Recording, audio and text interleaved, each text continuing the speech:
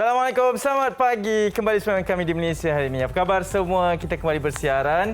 Kami berdua pada pagi ini. Saya Hanif Miswan. Saya Faria On. Diharapkan keadaannya semua sihat. Walaupun kita ni sekarang mengalami cuaca yang tidak menentu.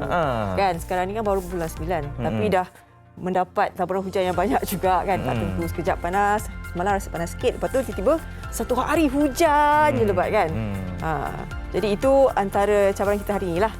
Tak mungkin pertukaran cuaca dan musim tu tertentu sebenarnya memberi cabaran baru buat kita selepas kita berdepan dengan cabaran yang sangat panjang dan masih lagi berdepan itu COVID-19. Ya, betul. Dan tak lupa juga macam sekarang ni tahu-tahu dah penghujung September dah. Dah 23 September dah ni. Kita rasa macam baru je semalam cakap berkenaan dengan bulan September. Apapun hari ini 23 September, hari Khamis, dan kita ingin bawakan kepada anda banyak sekali perkongsian yang sangat menarik dan antaranya mungkin boleh membuka mata lah. Ini berkaitan dengan yang pertamanya, berkaitan dengan kejadian tanah runtuh. Bukan sesuatu yang baru, memang kerap juga diperkatakan berlaku berkenaan dengan tragedi ini. Tapi kita nak tahu apa puncanya, mungkin kita boleh juga sebab kadang-kadang kita hanya cakap ya macam satu ketentuan kan, tapi sebenarnya dia berpunca juga daripada kita dalam melihat kepada pembangunan, menjaga ekosistem alam tersebut.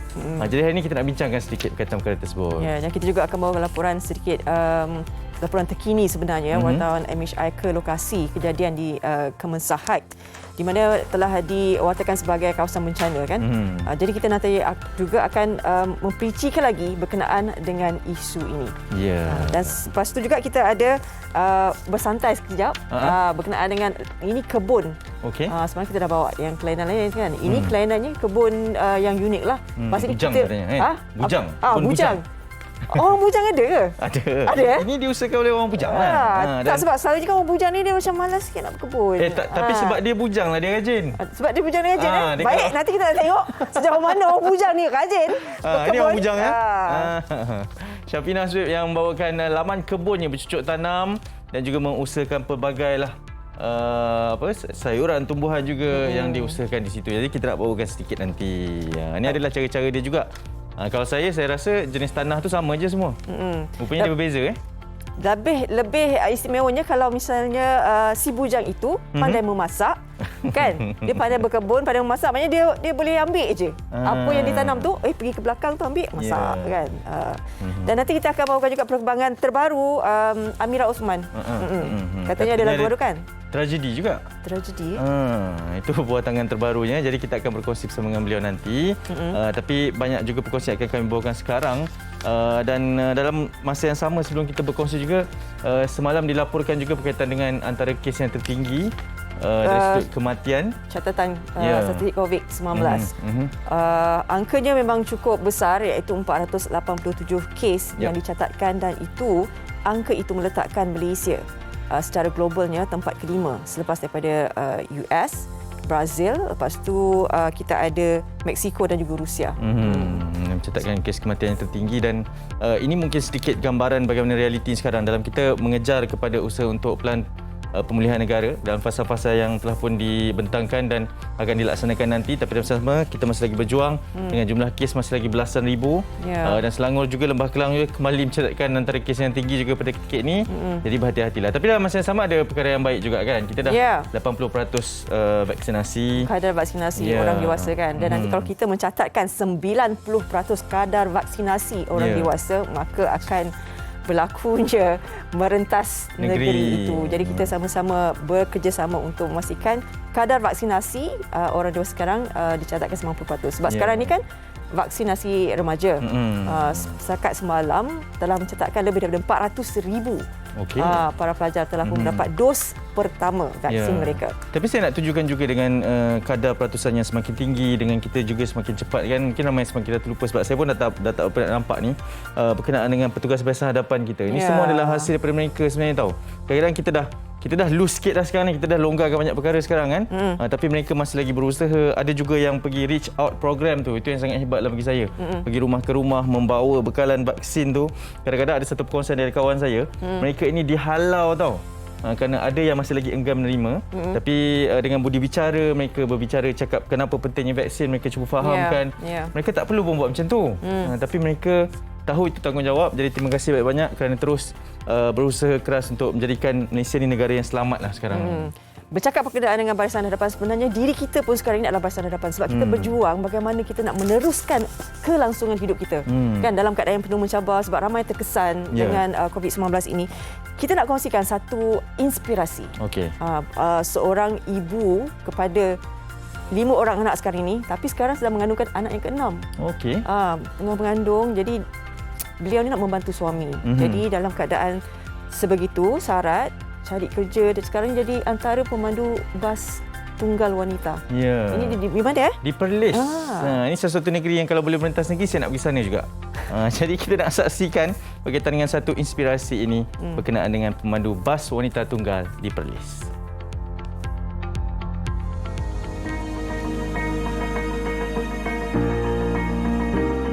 Stesen Terminal Bas Bukit Lagi Kangar adalah lokasi utama untuk penduduk setempat mendapatkan perkhidmatan pengangkutan untuk ke kawasan sekitarnya.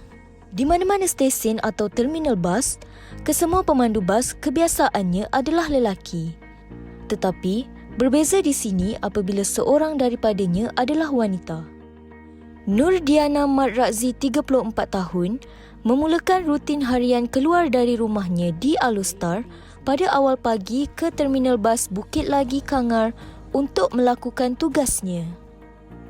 Berminat untuk memandu kenderaan berat, dia menyahut peluang yang ditawarkan oleh Pusat Giat Mara bagi memperolehi lesen membawa kenderaan berat. Saya pun cuba.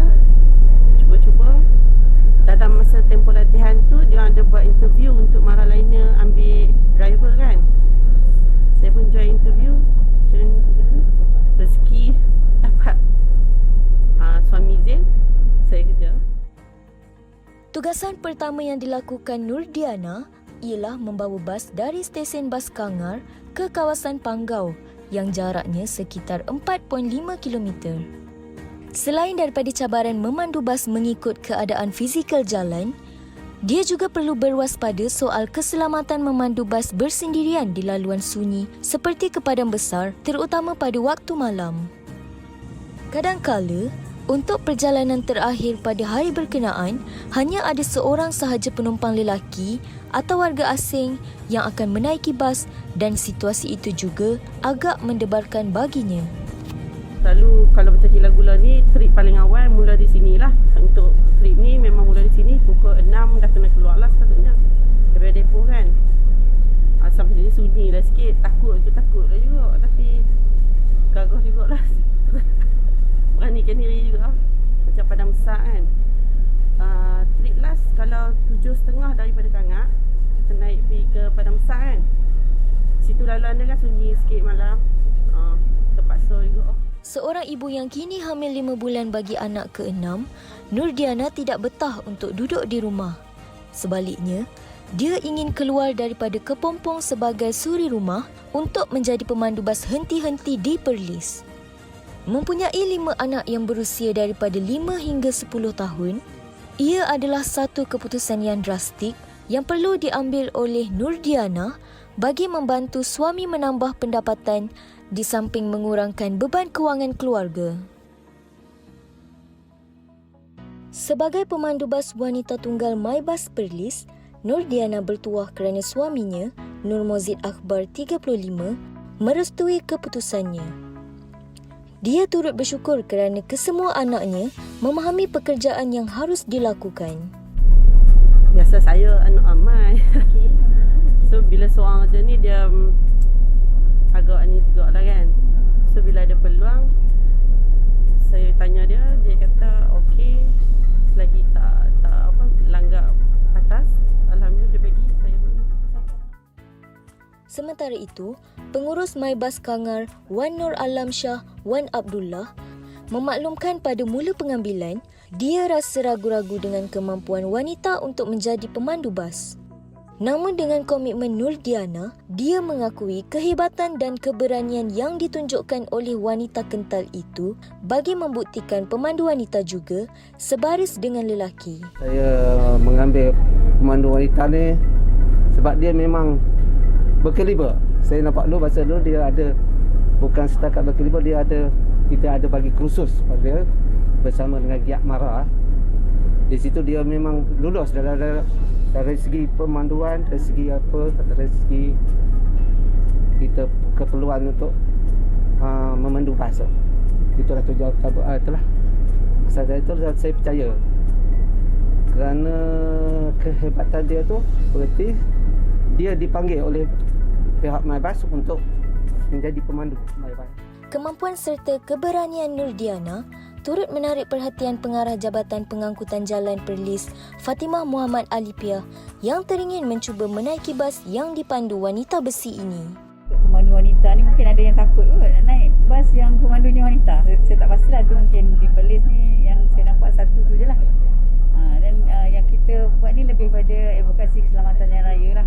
Tapi kalau kita tengok yang naik tak ada masalah pun kan. Kita pun sama-sama naik, sama-sama insya-Allah selamat lah, tak ada apa. Sama je pemandu lelaki dengan perempuan kan. Semoga kisah Nurdiana ini dapat memberi inspirasi kepada wanita-wanita lain untuk menceburi pelbagai bidang yang lebih mencabar dan secara tidak langsung membuktikan wanita juga mampu melakukannya. Itu antara kegigihan Nurdiana demi untuk keluarga kan, membantu suami yang terkesan sebab COVID-19 ni. Dahsyatlah.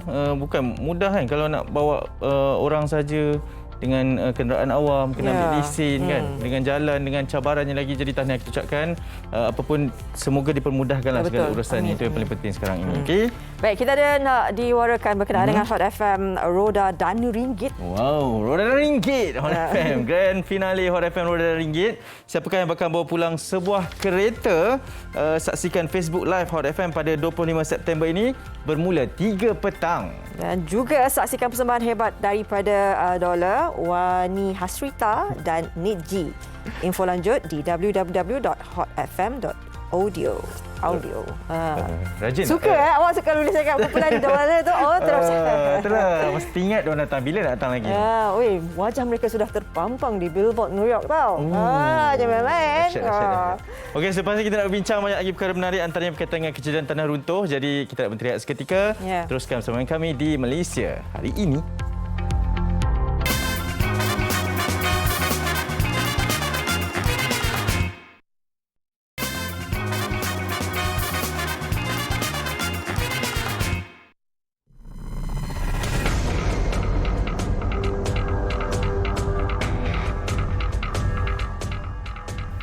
September 2021, sekitar jam 9.33 malam, satu kejadian tanah runtuh berlaku di Kemensah Heights, Ulu Kelang, Selangor. Insiden cemas itu melibatkan seramai 28 keluarga yang mendiami 19 buah rumah di Jalan Kemensah Heights. Pihak Jabatan Bomba dan Penyelamat Selangor menerima panggilan pada jam 9.33 malam dan setibanya di lokasi, tanah runtuh yang berlaku didapati menjejaskan bahagian belakang 19 rumah teras 2 tingkat. Pasukan penyelamat segera memindahkan semua mangsa dari kawasan rumah ke pusat pemindahan sementara. 18 September 2021, kerja awal pembersihan runtuhan bermula dan digerakkan oleh Jabatan Pengairan Saliran JPS Gombak. Selain itu, siasatan turut dijalankan oleh Jabatan Mineral dan Geoscience JMG bagi mengenal pasti punca kejadian yang berlaku. Rentetan daripada kejadian, Perdana Menteri Datuk Seri Ismail Sabri Yaakob meluluskan peruntukan RM1 juta bagi kerja pengukuhan dan penstabilan tebing sungai serta lain-lain kerja berkaitan. Kru MSI turut melakukan tinjauan di kawasan yang terjejas bagi melihat apakah yang berlaku di situ. Setibanya di lokasi sekitar jam 3 petang, bersama dengan seorang kaki tangan JMG, didapati kerja-kerja pembersihan giat dijalankan dan aliran sungai yang sebelum ini menghalang laluan air kini kembali lancar. Kawasan tanah turut ditutup dengan kain kanvas bagi menghalang air hujan terkena pada tanah runtuh di sekitarnya. Apabila melakukan sebarang pembinaan, pelbagai faktor utama perlu diambil kira oleh pemaju maupun pemilik tanah. Antara faktornya ialah jenis tanah. Berdasarkan hasil tinjauan yang dilaporkan bersama, tanah di kawasan runtuhan adalah jenis tanah tambak ataupun anthropogenic. Selain itu, Kewujudan atau peningkatan air dalam bawah tanah yang membentuk cerun akan meningkatkan tekanan liang air dalam tanah, seterusnya mencetuskan runtuhan. Manakala jarak di antara aliran sungai dan kawasan rumah di sini dianggarkan dalam 50 meter, agak dekat bagi sesebuah penempatan. Selain kawasan yang terjejas, kru MSI turut berjalan di kawasan sungai di sini untuk melihat adakah kawasan lain juga berisiko untuk mengalami tanah runtuh. Berdasarkan tinjauan dan visual drone yang diperoleh dari JMG, hanya kawasan di sini sahaja yang paling hampir dengan air sungai dan paling berisiko berbanding yang lain. Sehubungan itu, kerja-kerja penstabilan tanah seperti pembinaan cerucuk besi untuk menahan sebarang pergerakan tanah di kawasan cerun runtuhan perlu dilakukan dengan kadar segera. Seterusnya membolehkan kerja pembaikan kawasan berisiko dilaksanakan. Kru MSI juga berkesempatan menemu buah seorang penduduk yang menetap berhampiran dengan kawasan runtuhan. Saya dah duduk sini daripada tahun 2013. Saya cerita ni tanah runtuh yang berdekatan rumah saya, di belakang rumah saya ni baru ni pertama kali berlaku lah. Kita minta pihak yang berkuasa akan mempercepatkan lah kalau ada nak buat kerja-kerja penambakan sungai untuk pencegahan tanah runtuh untuk akan datang, supaya kita tak rasa risau dan kita rasa lebih selamat lagi. Kejadian tanah runtuh bukanlah sesuatu perkara yang baharu, terutamanya ketika musim tengkujuh. Masyarakat, terutama mereka yang melakukan kerja-kerja pembinaan bangunan di kawasan cerun, berisiko untuk menghadapi tanah runtuh jika dilakukan tanpa mengikut garis panduan yang betul. Banyak kes melibatkan tanah runtuh sudah pun berlaku sehingga ada yang terkorban nyawa. Persoalannya, adakah kita masih memandang remeh tentang perkara ini?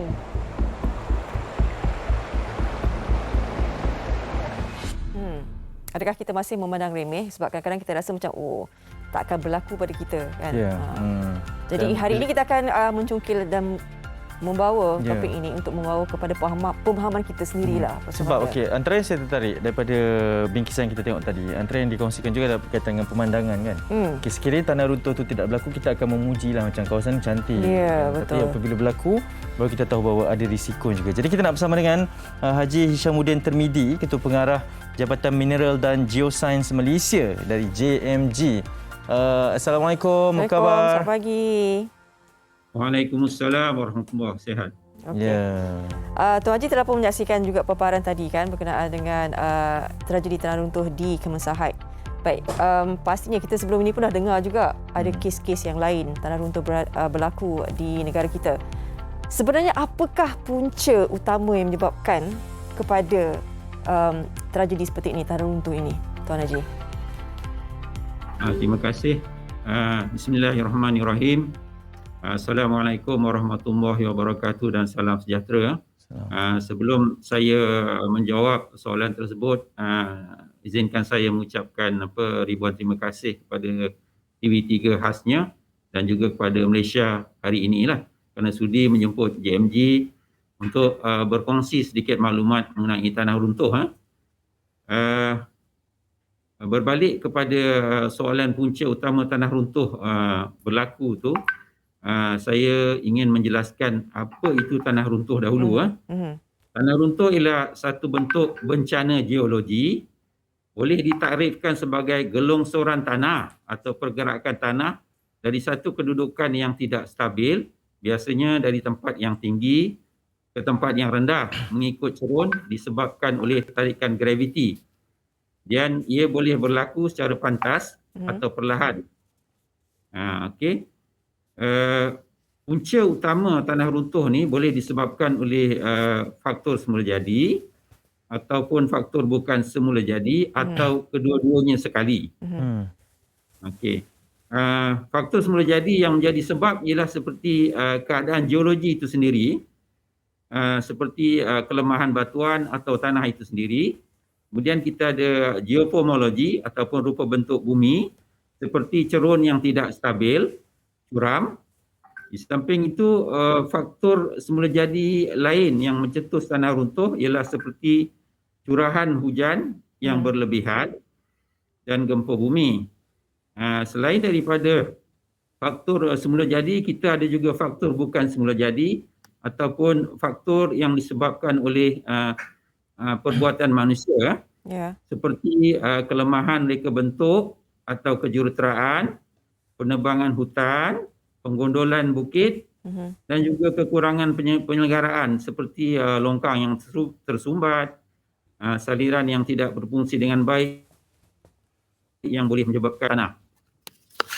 Ya, Tuan Haji, okey, saya gemar kepada dua faktor yang dikongsikan tadi berkaitan dengan semula jadi dan juga faktor bukan semula jadi. Tapi kebelakangan ini kekerapan berlaku di tanah runtuh itu juga semakin tinggi, ketara selain daripada di Kemensahat, juga di Cameron Highlands, di Simpang Pulai juga antara yang turut kita bacakan. Jadi mengapa sebenarnya kejadian ini berlaku, Tuan Haji? Okey, perkara ini banyak diperkatakan terutamanya berkenaan dengan climate change ataupun perubahan iklim yang menjadikan sebab peningkatan ketara tanah runtuh. Tetapi secara saintifiknya daripada aspek geologi, perubahan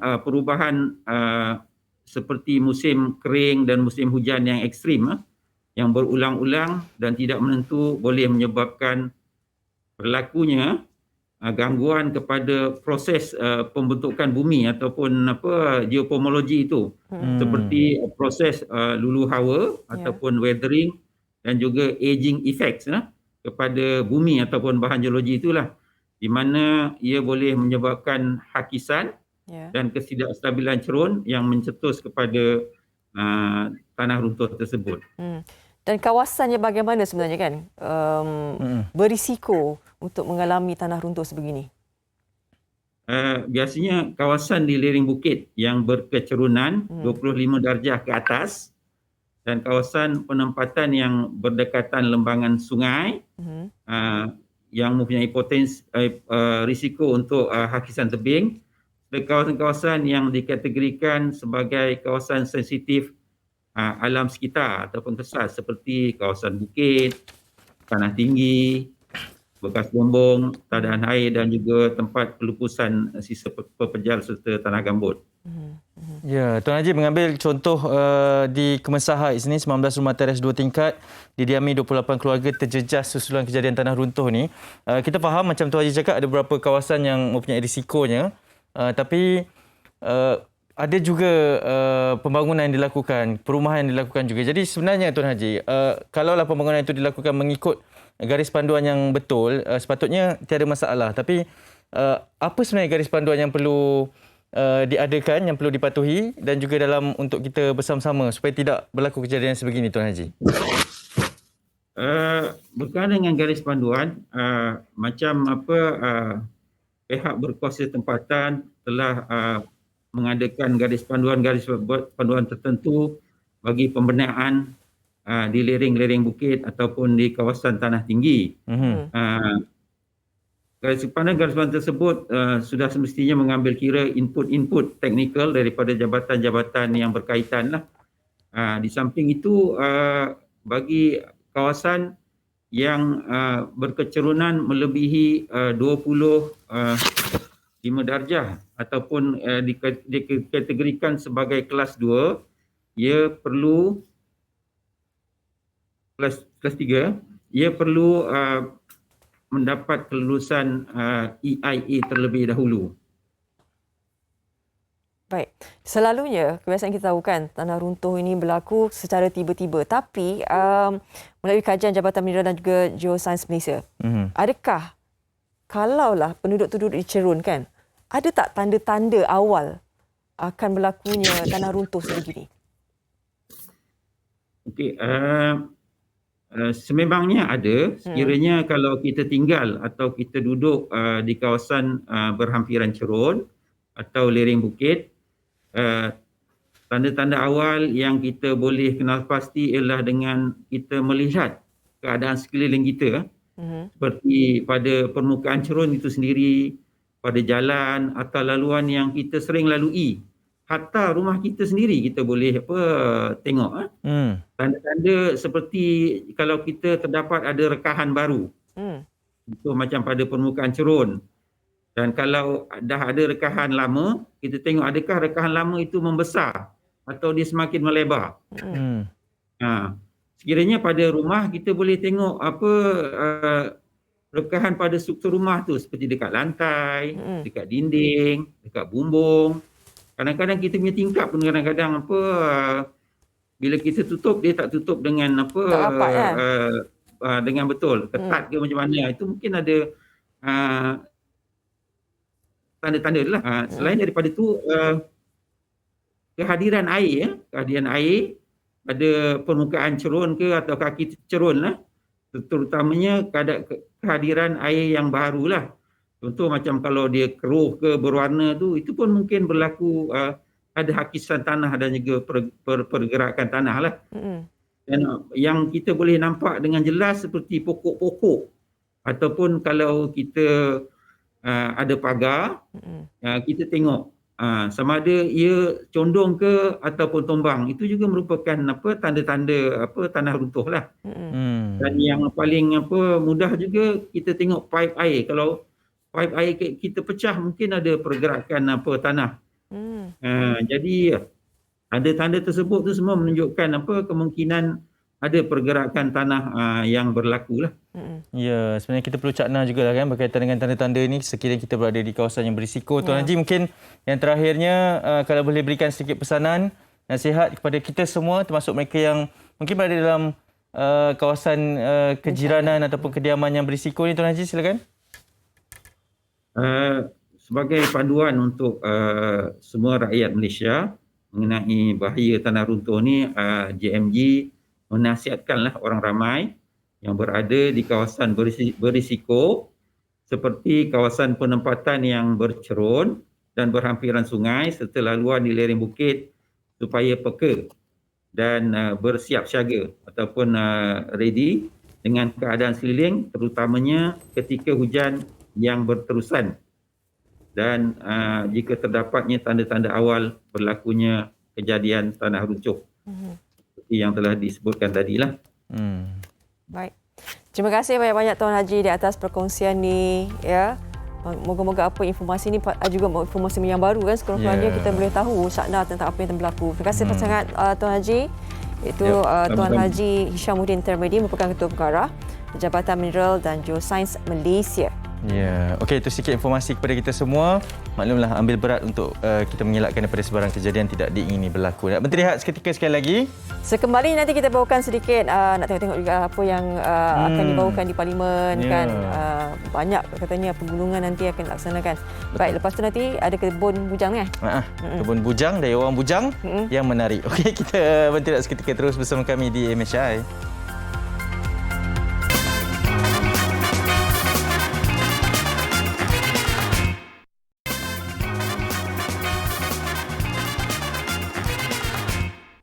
Okey, kembali bersama kami di Malaysia hari ini dan sekarang macam tadi kita kongsikan, kita nak tinjau berkaitan dengan perkembangan yang berlaku di Parlimen. Kalau semalam 16 kementerian telah pun melakukan penggulungan berkaitan dengan pertanyaan-pertanyaan dan hari ini ada lagi 11 kan? 11 kementerian akan melaksanakan penggulungan yang akan dibahaskan hari ini. Jadi pastinya dikabarkan hari ini Kementerian Kesihatan Malaysia oleh Menteri Kesihatan Hadi Jamaluddin akan mendahului untuk menggulung pembahasan hari kedua lah ni.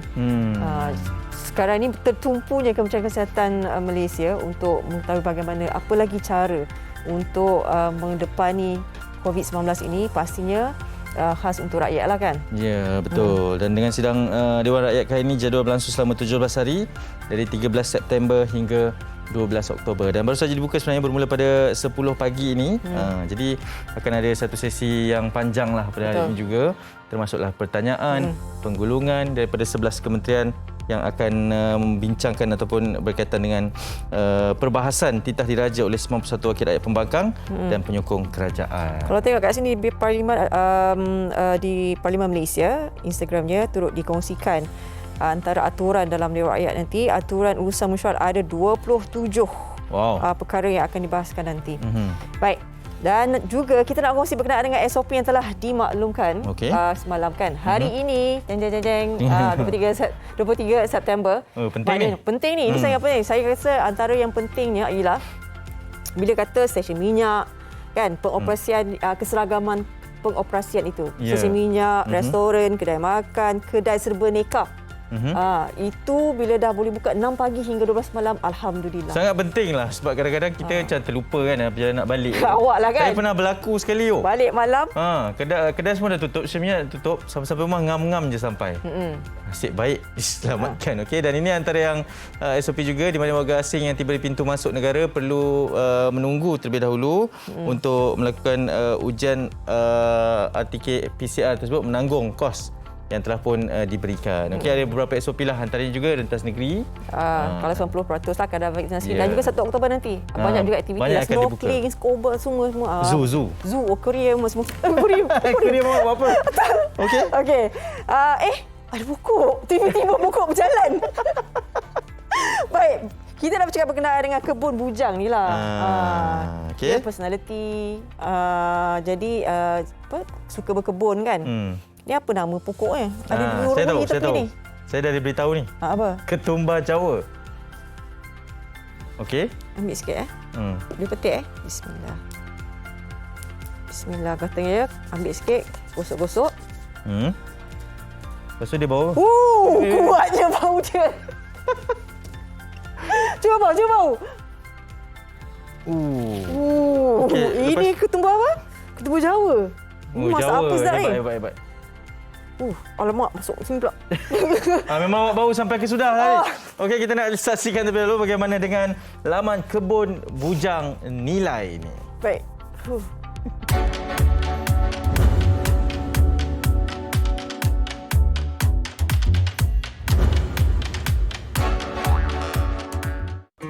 Berbudi pada tanah kini bukan lagi dianggap sebagai hobi pencen. Malah ramai juga golongan muda mengadaptasikan hobi mereka hingga ke tahap komersial. Bagi selebriti terkenal tanah air, Muhammad Syafiee Naswib 29 tahun, hobi ini dijadikan sebagai terapi minda. Dia menamakan medan bercucuk tanamnya ini sebagai kebun bujang Nilai dengan memanfaatkan laman belakang rumah sepenuhnya.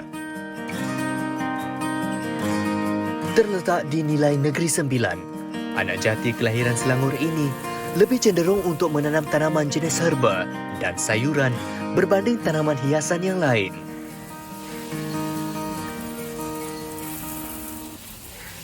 Basically, saya suka tengok orang-orang tua tanam pokok-pokok buah ke, pokok-pokok herba ke, sayur dan sebagainya. Bunga saya kurang sikit. Idea mungkin sebab daripada kecil memang saya dah suka. Tapi that time tangan saya bila tanam je mesti mati. Mungkin kita tak tahu cara. Even sekarang ni pun ada juga beberapa pokok mati. Terutama cili. Tapi dia sebuah terapi untuk saya. Kalau kita ada masalah ke, kita stres ke apa ke, datang je bercakap dengan dia. Nanti slowly dia akan ni balik. So bila mati tu adalah fasa lah, normal lah. Antara tanaman herba yang ditanam ialah pokok ketumbar Jawa.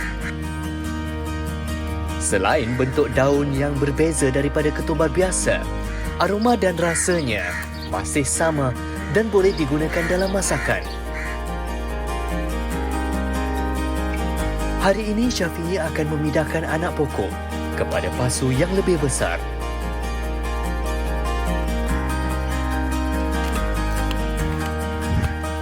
Proses ini kebiasaannya dilakukan bagi memudahkan akar menyerap lebih banyak khasiat nutrisi dari tanah.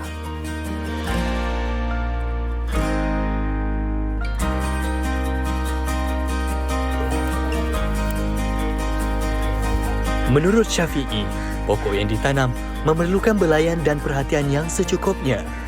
Caranya, pelakon ini mengekspresikan bakat lakonan dan berkomunikasi bersama tanamannya.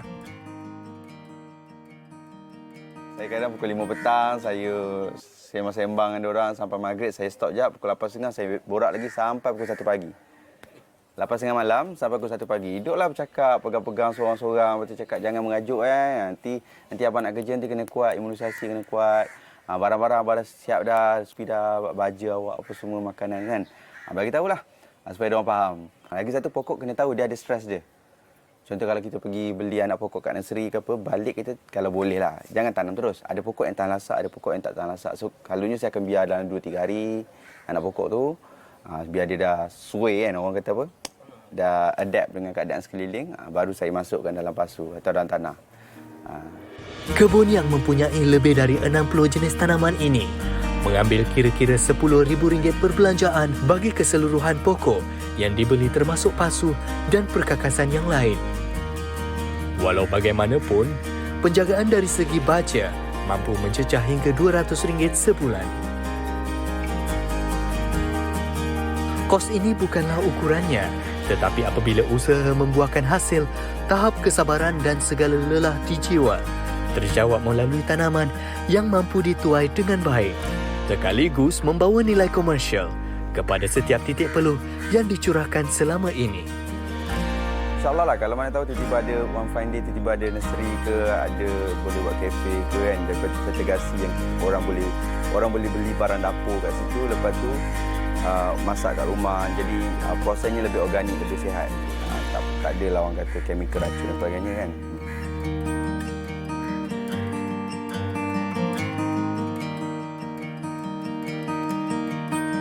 Baik, memang tangan tu kalau menjadi betul lah. Itu berkaitan dengan kebun bujang nilai. Okey.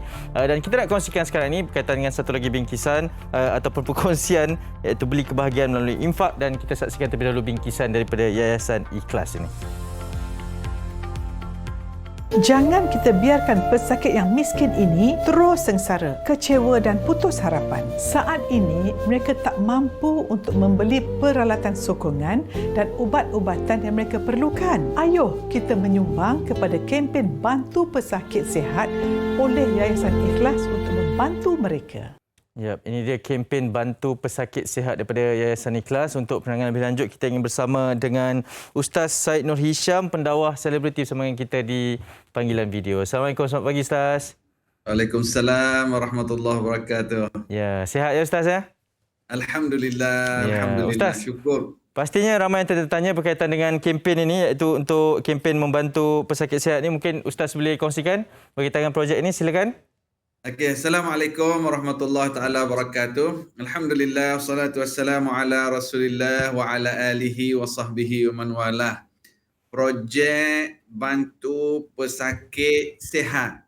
Apa maksudnya? Beli kebahagiaan melalui infak. Kita berasaskan kepada hadis Nabi Muhammad sallallahu alaihi wasallam, wallahu fi aunil abdi ma kana al-'abdu fi 'auni akhihi. Allah akan menolong seseorang hambanya yang menolong saudaranya. Maka di atas dasar inilah Yayasan Ikhlas melancarkan kempen Bantu Pesakit Sihat sejak bulan Februari tahun 2019. Alhamdulillah, Yayasan Ikhlas dengan sumbangan masyarakat, kita dengan kerjasama Jabatan Kerja Sosial Hospital beri maklumat berkenaan dengan pesakit yang kita sebut Bantu Pesakit Sihat.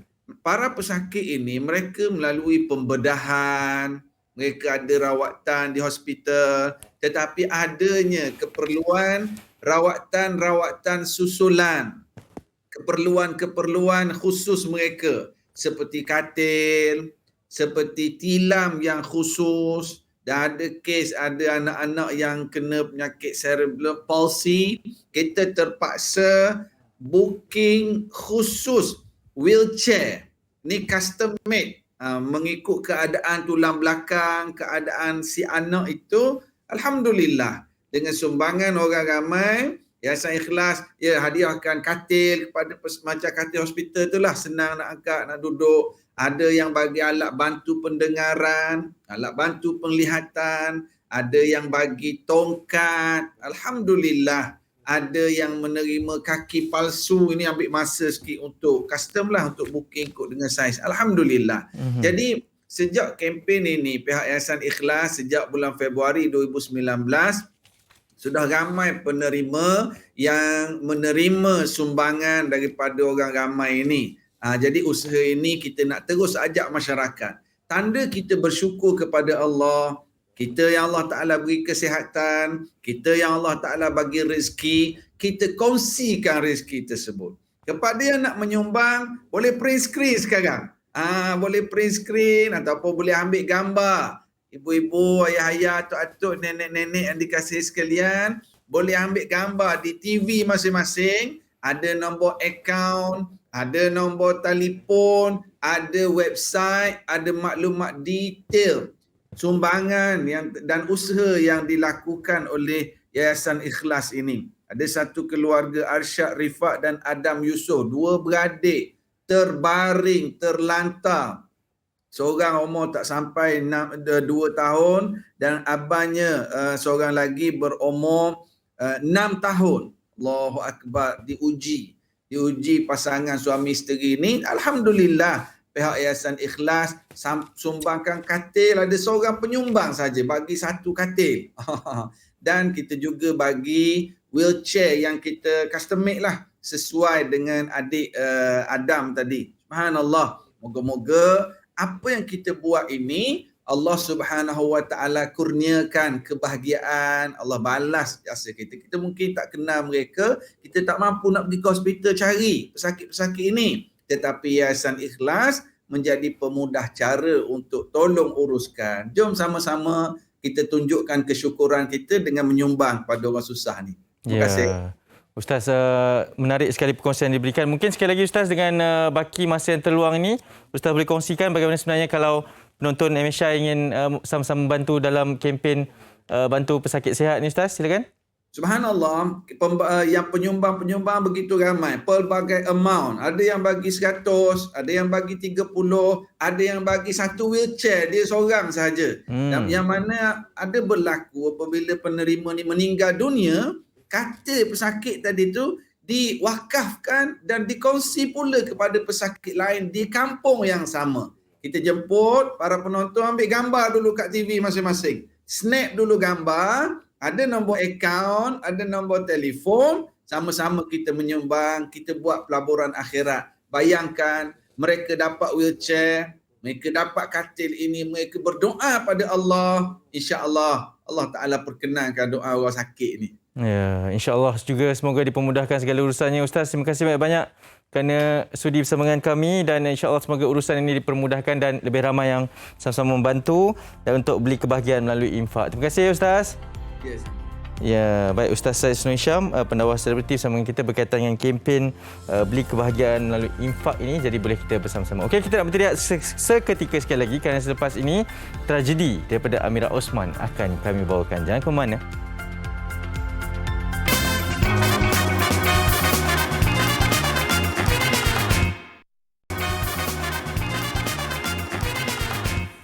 Baik, kembali semula dalam Malaysia hari ini. Kita teruskan pengisian, Syai. Semangat! Semangat! Ya.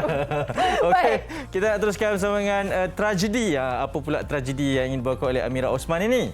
Dan kita bersama dengan Amira Osman secara maya. Hello, Assalamualaikum. Waalaikumsalam warahmatullahi. Bidadari. Dengar tak? Cantik nampak. Hani Bosman pula. Hani Miswan. Hani Miswan. Kita tak berubah lagi nama tapi terkedu saya. Itulah bila tengok Hanif tengok Amira dia macam nampak. Awak tanyalah. Amboi. Okey. Amira, cerita sikit pasal tragedi ni sebab katanya tragedi ni sangat istimewa buat diri Amira sendiri. Okey, Amira sebenarnya lagu tragedi ni dia istimewa sebab ianya dilahirkan 2012 dulu tau. Maksudnya lagu ni sebenarnya dah berada dalam tempoh yang sangat lama, tapi waktu tu saya macam tak berapa yakin lagi nak release. Lepas tu ada beberapa kekangan yang membuatkan saya hold lagu ni. Tiba-tiba 2021 ada orang interested untuk gunakan lagu ni sebagai OST dan sebagainya. Jadi barulah saya berpeluang untuk release. Jadi saya tak langsung saya rasa kadang-kadang ada benda yang kita rasa masa tu saya rasa macam dah tak ada rezeki kot lagu ni kan. Siapa sangka selepas berpuluh tahun, puluh lah kot daripada 2012 sampai 2021 kan, barulah lagu ini 9 tahun diketengahkan. Jadi saya saya rasa macam satu sentimental value lah buat saya kan. Sebab lagu ni dah terlalu lama. Lepas tu lagu ni memang awak sendiri kan yang tulis? Yang buat semua? Yang buat semua kan? Mira tulis tapi dicipta oleh Sharon Paul. Jadi apa kisahnya di sebalik tragedi ni? Penceritaannya tu bagaimana, Mira? Okey, kalau penceritaan pula, tragedi ni saya kaitkan dengan sesuatu yang apabila kita kehilangan, secara tak langsung ianya saya anggap sebagai satu tragedi lah. Kerana bila kita kehilangan, kita akan rasa sedih kan, kita akan rasa frust, kecewa dan sebagainya. Jadi saya anggap itulah tragedi yang terjadi dalam hidup sesiapa saja yang pernah experience benda ni kan. Jadi basically lagu ini lebih kepada kehilangan kekasih lah. Sebab tu dia cakap pasal langit, pasal ombak, sebab sedih sangat-sangat. Kisah diri ke? Tak ada. Tidak ada kena-mena dengan saya. Yang sedih sangat-sangat tu. Taklah. Dia yang tulis. Tak ada dia. Mira, betul jujur. Jujur. Waktu ditulis lagu ni pun, masa tu baru berapa tahun. Tak mengenali erti cinta lagi. Okey, bila lagu ni Amira tulis sendiri, lepas tu tak sangka pun ada rezeki muncul. Nafas baru yang diberi suntikan untuk lagu yang 2012 punya dah siap tu bagaimana? Maksudnya bagaimana masa mula-mula kan ada beza tak? Beza tak? Sebenarnya suntikan baru yang kita dengar lagu ni actually kita punya arrangement kita masih kekalkan. Cuma saya record balik suara saya kerana bos saya, management saya cakap waktu tu tone saya lain. Jadi mungkin sekarang ni dah nak tua sikit kan, suara jadi lain. Jadi sebab tu lah mungkin yelah ada bunyi-bunyi yang sedikit lain daripada dulu dan sebagainya. Jadi sebab itulah saya pilih untuk record balik. Tapi apa pun sebab lagu ni dah lama, dah sebati dalam diri saya kan. Lirik pun sesuatu yang sangat dekat dengan saya. Jadi saya proses rakaman tu agak orang kata tidaklah mencabar seperti lagu-lagu lain. Nak kata mudah sangat pun tidaklah juga. Cuma saya rasa ia adalah satu lagu yang dekat dengan hati saya lah. Betul. Kami belum dengar pun dah rasa dekat dengan hati ni. Mira nak dengar sikit boleh tak? Boleh tak bagi dengar sikit? Boleh. Okay. Untuk Abang Hanif. Sama dengan sebaya. Tak. Okey. Ombak berhempasan memukul pantai, angin meniup membawa badai, bagaikan sedang meratapi bersama pemergianmu, oh kekasih.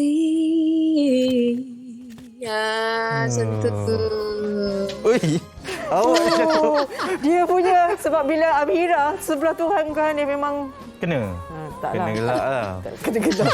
Tapi itulah dengar intro pun dah menusuk kan. Maksudnya saya rasa lagu ini, pendapat saya adalah lagu ini adalah satu lagu yang berat. Maksudnya dia punya arrangement yang besar kerana dia tulis oleh seorang yang sangat-sangat saya hormati, Sharon Paul. Jadi saya harap lagu ini dapat diterima ramai kan. Mungkin satu yang baru daripada saya lah sebab saya tak pernah bawa heavy ballad seperti ini. Mudah-mudahan ada rezeki lah untuk tragedi. InsyaAllah. Mira, yang terakhirnya mungkin boleh kongsi sikit perkembangan semasa? Okey, perkembangan semasa saya pun rasanya dah boleh. Yalah, sekarang kita dah boleh kembali ke set dan sebagainya, boleh start kerja kan. Jadi Mira pun baru nak start balik lah ni. Yang dah lama kita tinggalkan semua buat daripada rumah aja kan. So hopefully lepas ni Mira pun sekarang ada fokus a few business dan juga beberapa commitment, endorsement dan sebagainya. So insyaAllah mudah-mudahan lepas ni Mira akan sentiasa mengeluarkan lagu-lagu yang seterusnya lah. Saya ada satu soalan bonus. Apa dia? Mira, berapa banyak lighting ring yang awak ada kat depan awak sekarang ni? Cerah betul ni. Kalah kita orang. Itulah. Mira tadi nak adjust kan. Macam tak sempat je dah nak masuk dah. Tak apa. Okey. Itu sesuai dengan lagu tragedi tadi tu. Ngam, Mira. Mira. Macam bidadari sikit. Dia macam okey. Okey Mira, jadi terima kasih bersama kami ya. Thank you. Terima kasih Mesha. Terima kasih. All the best. Pastinya untuk peminat-peminat Amira boleh ikutilah perkembangan di Instagram dan dengarkan lagu terbaru Tragedy. Sekarang enggak kita follow? Okey. Ini berkaitan dengan Nestle Vaccination Program. Nestle Malaysia telah melancarkan kempen ganjaran vaksin dan menawarkan voucher RM20 Malaysia kepada 25,000 pemenang bertuah. Dan ini sebenarnya untuk menggalakkan lagi rakyat Malaysia mendaftar vaksinasi melalui aplikasi My Sejahtera. Adalah kita berganding bahu untuk mendapatkan vaksinasi dan membantu sahabat bersahan hadapan demi kebaikan keluarga dan negara. Baik, esok jangan lupa bersama dengan kami di MHI, tajuknya Syahadah Selepas Covid-19. Wah, baik, ini pasti perkongsian yang menginsafkan juga, jadi terus bersama dengan kami. Terima kasih juga kerana bersama dengan kami sepanjang 1 jam siaran pada hari ini. Baik, jaga diri. Assalamualaikum, bye-bye.